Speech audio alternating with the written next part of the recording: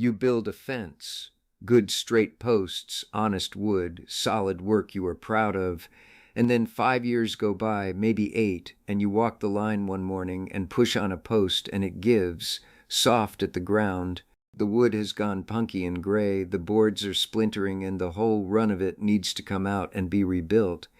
You figure that is just the way of outdoor wood, that it rots and must be replaced, and there is nothing to do about it but pay for the pressure-treated lumber from the lumber yard, or go back to the store in a few years and do it over. But there is something the old farmers knew that most people today were never taught.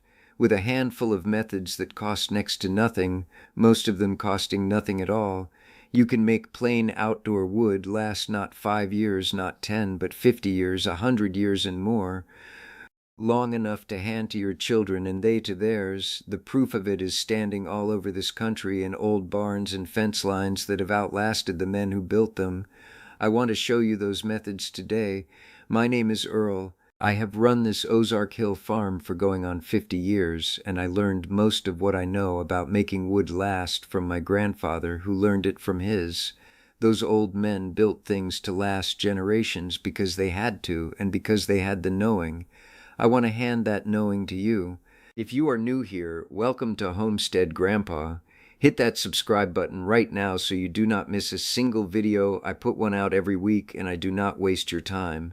Now let us get into it. Before I give you the methods, I want to tell you one thing, because once you understand it, every method I give you will make plain sense on its own.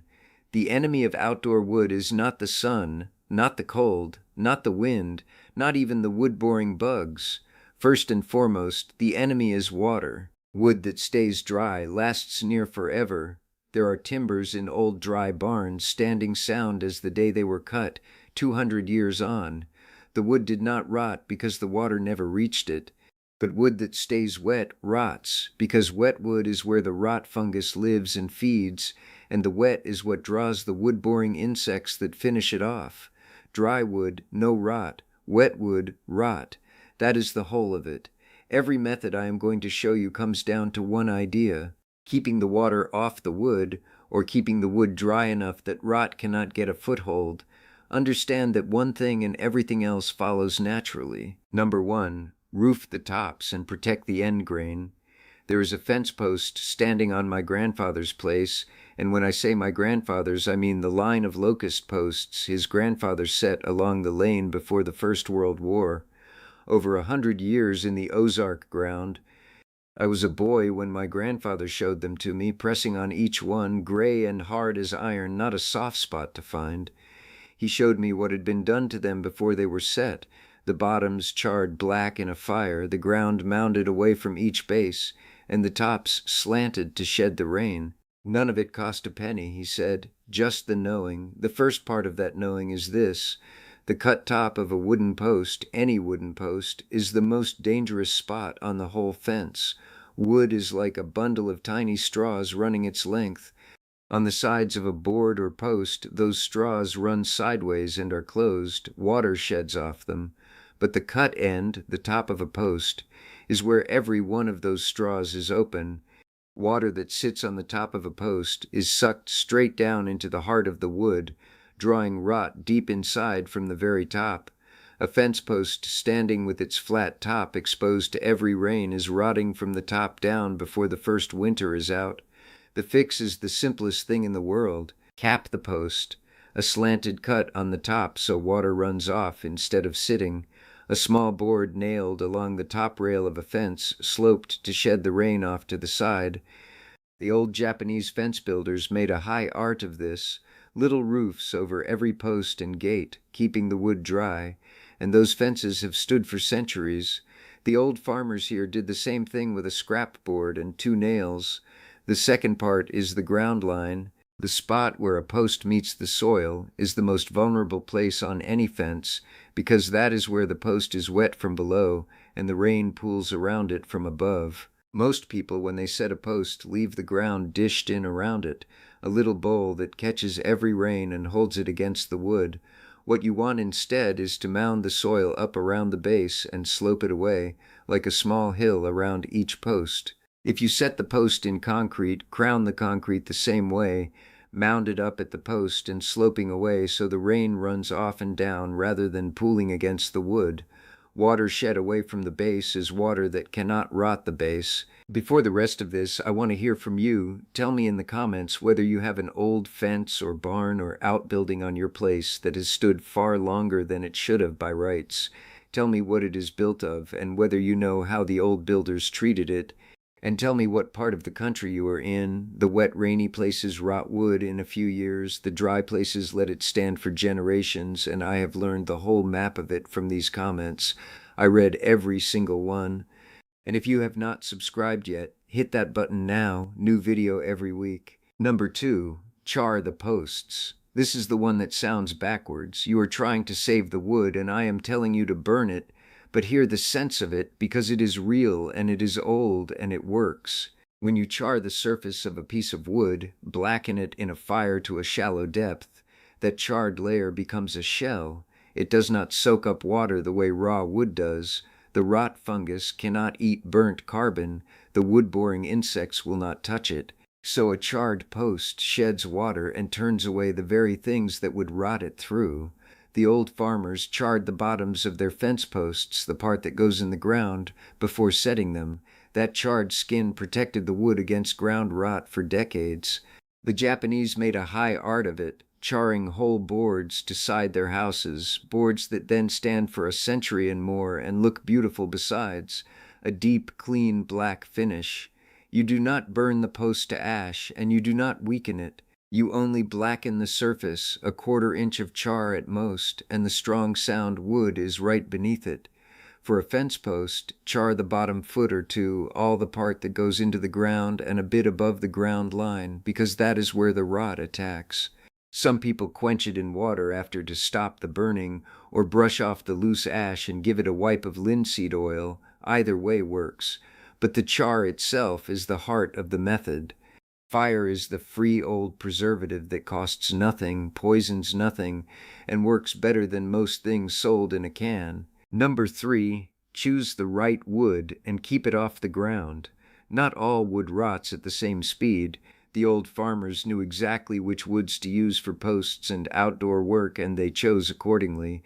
Soft, pale pine rots in a few seasons outdoors.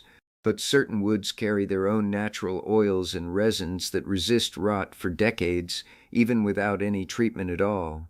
Black locust is the famous one for fence posts. It is so rot-resistant that the old saying goes, a locust post will outlast 2 holes, meaning the post stands so long you will dig it up and reset it in a new hole before it ever rots. My grandfather's locust posts are the proof of that. Cedar is another, lighter than locust, easy to work with, naturally rot-resistant, long a favorite for posts and shingles and siding. Osage orange, the hedge apple, is harder still. The old-timers used it for wheel hubs and fence posts because it would last in the ground longer than almost anything. If you are setting posts to last, seek out the locust or the cedar before you reach for the soft pine. You are halfway to 100 years before you do another thing. One more thing to know about any wood, the heartwood, the dark, dense core at the center of the tree, is far more rot-resistant than the pale sapwood just under the bark. The heartwood is the old dead center full of the tree's own preserving resins. The sapwood is young and soft and rots quickly. A post that is all good heartwood outlasts one with much pale sapwood by years, and wherever you can, keep your wood up off the wet ground. Set deck posts on stone footings or metal bases rather than buried in wet soil. Leave gaps under boards instead of lying them flat against damp. The old builders put stone foundations under everything to lift the wood out of the wet, and that lifting is one chief reason those old buildings still stand. Air moving around all sides of a piece of wood keeps it dry. Dry wood does not rot. This is why 2 boards bolted tight together face-to-face rot between them. The wet gets trapped and cannot escape, while the same boards with an air gap stay sound.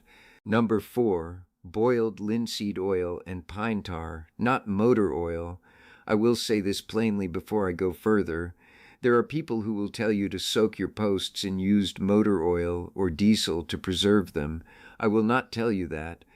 Those are poisons you do not want soaking into the ground where your garden grows and your well draws, and where children play. In many places it is against the law, and for good reason. The old farmers had cleaner ways that worked just as long. The clean old finish is boiled linseed oil, pressed from flaxseed, a pure plant oil used to treat and preserve wood for centuries. It soaks into the wood and helps it shed water. Pine tar cooked from pine wood brushed on barns and boats and fences for hundreds of years is another. Mixed together, the two make a fine, traditional wood treatment that protects for years and harms nothing. Not free, a few dollars a can, but honest and old and clean. Linseed oil goes on best slightly warmed and works best applied in 2 or 3 coats, letting each one soak in and dry before the next. Work it especially well into the end grain, those open straw ends that drink water. Give it time in the sun to cure. One honest safety word on linseed oil, and I will always tell you the safety. Rags soaked in linseed oil can catch fire on their own as the oil cures, not from a flame, but from the heat the curing generates. Never wad up oily rags in a pile. Lay them flat and spread out in the open air to dry hard, or sink them in water before you throw them away. Mind that, pine tar goes on heavier, a thick, dark, protective coat, good for fence boards and barn siding and any outdoor wood you want protected for years. These finishes want renewing every few years as they weather, but they are old and true and clean.